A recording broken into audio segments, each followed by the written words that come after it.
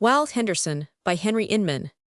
In one of the busy little mining camps just over the range in New Mexico, there prowled around, about 25 years ago, a notorious character whose life was made up of desperate adventures, and whose tragic death, which is the subject of this sketch, illustrates the inevitable fate of the average border bully. WAL Henderson was born and raised, as he termed it, in Missouri.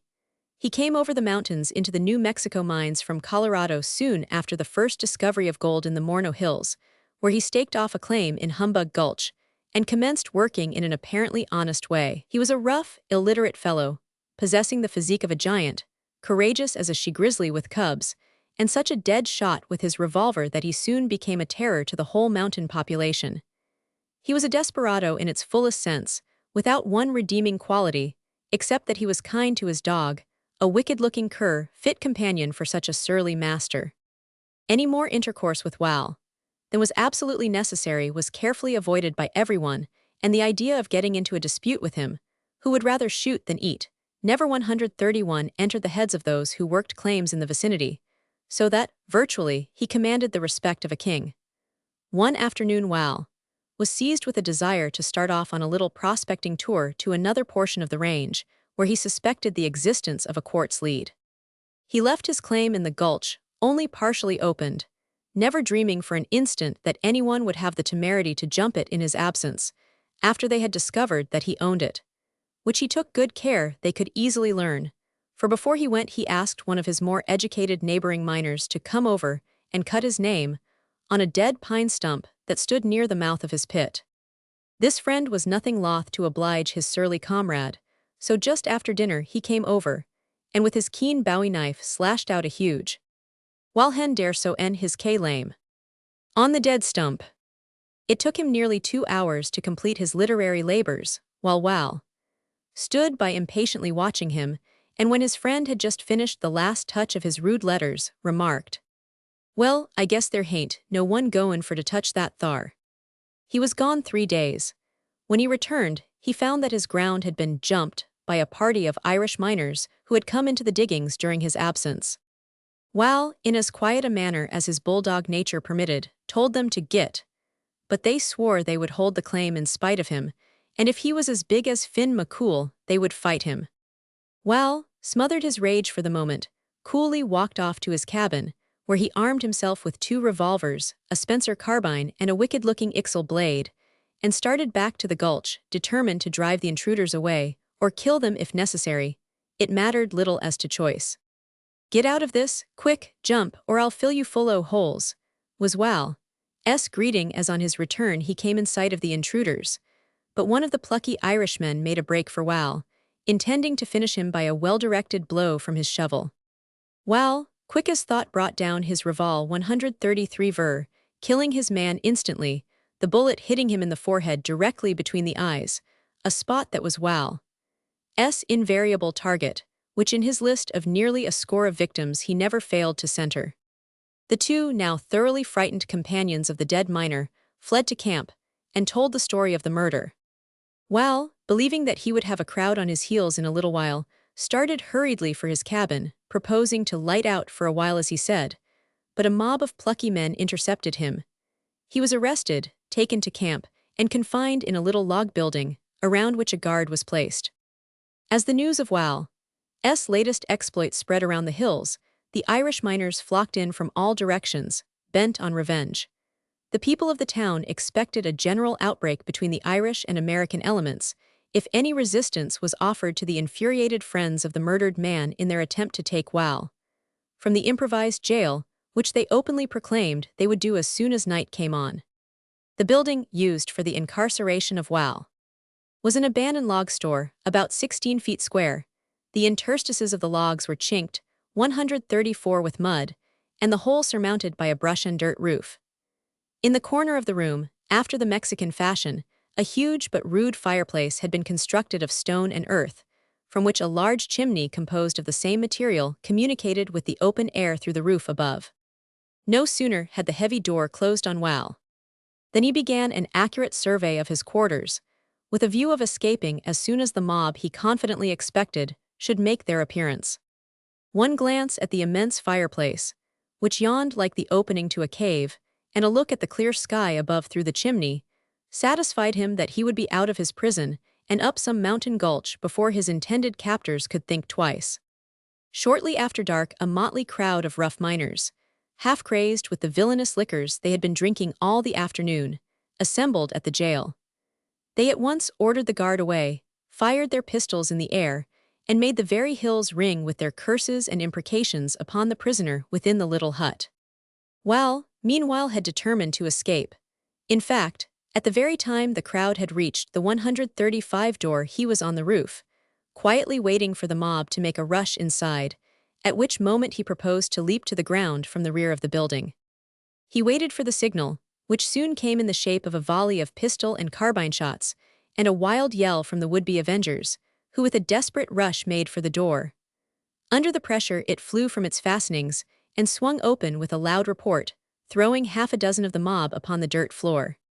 For a moment or two no one could enter, as those nearest the door became wedged together, while the pressure from the crowd in the rear held them more securely imprisoned than WAL, who at this juncture jumped from the roof, and to use his own expression, lit out lively. When the crowd became aware that WAL had escaped, they threatened to lynch the guard, and but for the intercession of some of the cooler-headed and less drunken members of the party, no doubt their threats would have been carried into execution. They divided into little bands and scoured the camp, visiting every suspected house or hole where their game might possibly be secreted, and it was not until early morning that the search was abandoned. Old Sam Bartlett, a short, thick-set, grizzly veteran miner, expressed it as his opinion that WAL went up that thar chimbley, and by this your time is well heeled somewhere near camp, surrounded by a battery of small arms, ready to fight the whole outfit. Sam's surmises proved true. No sooner had WAL made his escape than he went to his own den for a moment to secure arms and ammunition, then to an abandoned tunnel about a mile up the nearest gulch, where he immediately commenced to fortify his position, prepared to sell his life as dearly as possible if the mob pursued him. As he afterward said, did not intend to pass in his checks until he had made a sieve of a few of them. The Mexican woman with whom he lived proved a faithful ally. Under the shadow of the night, she secretly conveyed food and blankets, never revealing to a soul where her Americano was, always earnestly denying any knowledge of the fugitive. A little more than a month later, the camp was somewhat startled one afternoon at seeing WAL riding down the main street mounted on a Mexican pony, with 4 revolvers buckled around his waist and a carbine slung across his back. Halting in front of a saloon, he alighted, and with a devil-may-care sort of a nod to the loafers hanging around, invited them all in to take a drink. To the crowd at the bar, he related his adventures 138 since he had been among them, said he was tired of Taos, and had come back to look after his mining interests up Humbug Gulch, which he thought he had neglected too long. He added if any gentlemen were sympathizers with the would-be stranglers, he would be pleased to step out on the street and give them an exhibition of his peculiar manner of managing the portable battery he had provided himself with. No one seeming particularly anxious to witness the proffered entertainment, war was not declared, and after a round or two of Taos lightning, as whiskey was called in those days, WAL quietly mounted his horse and made his way toward his little dugout, where he was met by his faithful senora, and provided with a bountiful repast of tortillas and frijoles, corn cake and beans. The excitement in camp gradually exhausted itself, and it was mutually agreed that WAL should not be molested if he kept away from Humbug Gulch. WAL apparently accepted the situation, turned his attention to the laudable ambition of supplying the camp with cordwood, and almost any day thereafter could be seen coming into town with his load. One day about 2 months after he had settled 139 himself down to legitimate pursuits, while sitting in a saloon, fatigued by a somewhat arduous morning's work, a party of Irish miners entered, all of whom were more or less under the influence of liquor. After bandying words with WAL in reference to his claim and the murder of their companion, one, rather more bold than discreet, approached WAL, holding a large stone, and said, "Be jabers, WAL, you would look better dead than alive." When WAL, as quick as thought, drew his pistol and, drawing a bead on the Irishman, said, "Drop that rock." The stone dropped. WAL quietly resumed his seat without another word, replaced his pistol in its holster, coolly lighted his pipe, and commenced to smoke. The gang were evidently bent on mischief, but WAL could not be intimidated and made no move to leave his seat, but kept his keen eye on every act of the drunken mob. He listened coolly and indifferently for a while to their coarse jests and braggadocio threats cast at him. But there comes a moment when patience ceases to be a virtue, and comes soonest to men of such caliber as WAL. When another of the belligerents approached too near with an outrageous remark, WAL jumped to his feet and said, "Bye, I think I'll kill one of you just for 140 luck, and put a stop to this nonsense." Drawing out his pistol he fired, the ball, as always, taking effect in the bridge of his victim's nose, passing through the right eye and coming out in front of the ear. At the report of the pistol, a crowd rushed in, but no one attempted to interfere with WAL, who took a position against the side of the room, where he invited anyone who wanted him to step up, but if anyone did he would make a sieve of him. No one desirous of being converted into that useful article just then, not a soul stepped forward.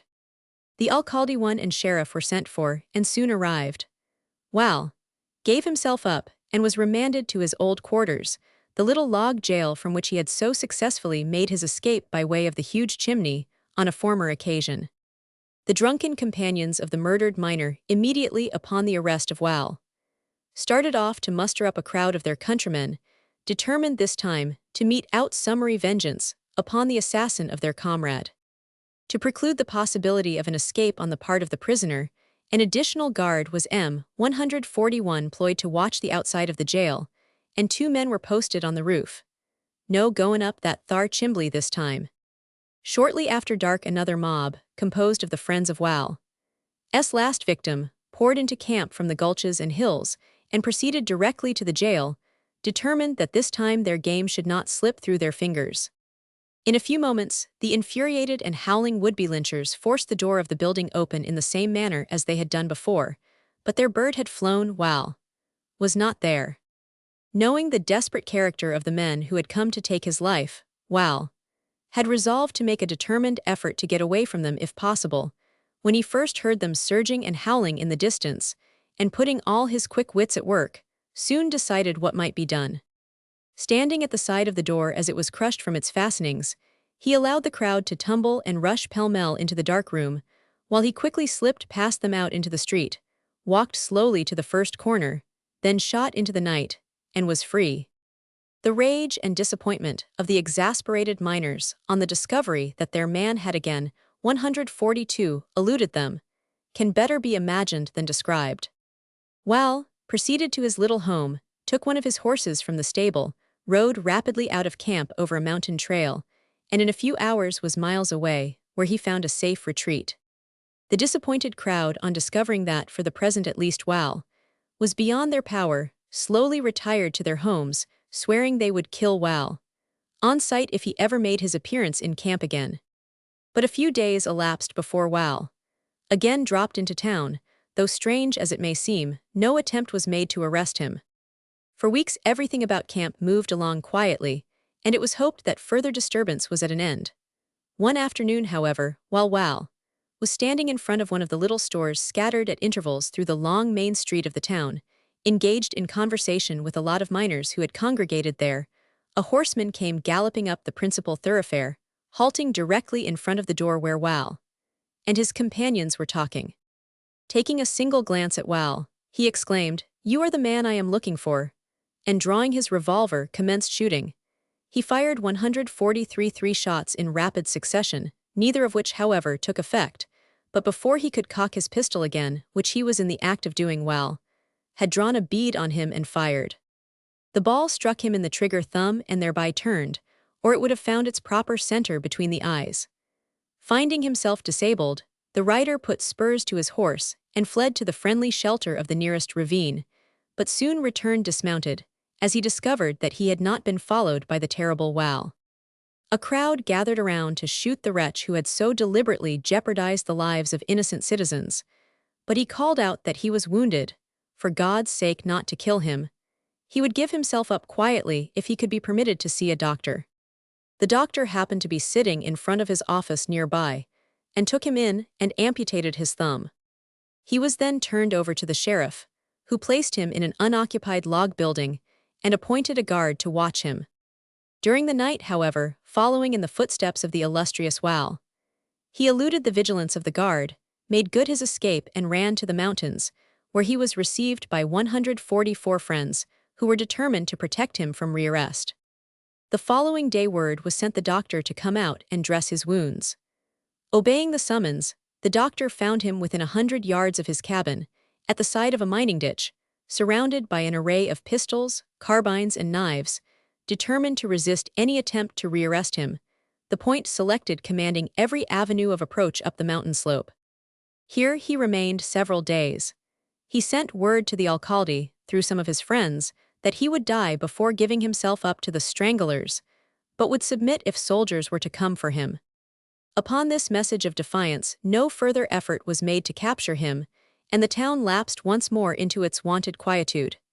Even Henderson became remarkably docile, no further disturbances occurring between him and the miners, the trouble ending, apparently, by mutual consent. Some months subsequent to the incidents related in the foregoing, the little camp was again thrown into a state of excitement, in consequence of a report of the robbery of the mail in the cannon between Elizabethtown and Ute Creek. It was bruited about and proved true that when the coach, which made tri-weekly trips between the camp and the Cimarron, to connect with the Great Southern Overland Line, reached a lonely point in the cannon where the road was narrow and wound around a side hill. Covered with a dense growth of scrubby pines, 3 disguised men would slip out and order the driver to halt. Then, without moving from their place on either side of the confined pass, with their rifles pointed toward him, demand that the express box be thrown from the boot. This modest request was always complied with, after which they ordered the driver to move on, much to the relief of the thoroughly frightened conductor and the 2 or 3 passengers inside. 5 or 6 depredations of this character were committed in the course of a month. The people in camp began to have their suspicions aroused, and many were the conjectures as to who the guilty parties could be. A company was formed to scour the cannon, but not even a clue of the highwaymen could be found, nor a place that exhibited any signs of a rendezvous. This fact confirmed the suspicions of the Law 146 abiding portion of the community, that there existed in their midst, and neighboring settlements on Ute Creek, an organized band of road agents, who started out only on favorable opportunities for carrying on their nefarious purposes. It was believed by many that persons residing in Elizabethtown kept watch, advised their partners in this crime at Ute Creek at what time a large shipment of gold would probably be made, and the number of passengers, with their names, the coach would carry. WAL absented himself from the camp a day or 2 at a time, and it began to be murmured that he could tell, if he would, a great deal concerning these systematic robberies. It was even hinted that he not only directly aided and abetted the attacks on the coach, but took an active part himself. He was very reticent on the subject, and it was a fact commented upon by nearly everyone in camp, that after an absence of 2 or 3 days, he would invariably turn up the very morning after a robbery with a load of wood for sale, and as demurely ride through town on his little wagon, as if such a thing as an attack on the coach the day before had never taken place. Of course, no positive proof of his complicity, 147, could be obtained, yet it was generally believed that he belonged to the gang. The man who kept the principal saloon was well known throughout the territory, not only on account of his size and weight, but also in consequence of his insatiable thirst for bug juice, and his dexterous manipulation of the cards, and he was withal a law-abiding citizen. He would tolerate nothing that was not strictly regular. In the eye of the law, he wouldn't steal a horse or carry off a red-hot stove, but woe to the unfortunate and confiding individual who sat down to his game with the expectation of leaving with a cent in his clothes.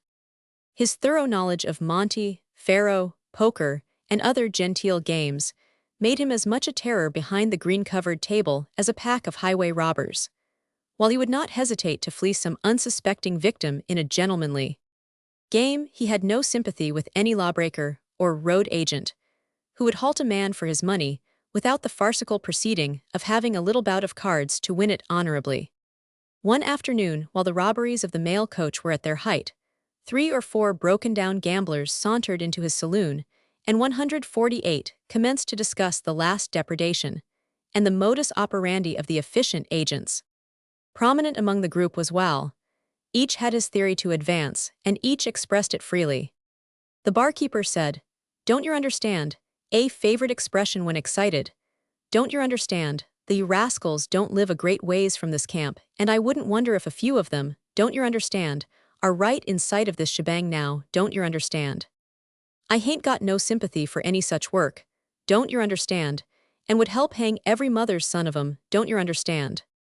Old Sam Bartlett expressed it as his opinion that Rube Jones of Ute Creek knowed all about it and was at the head of the gang.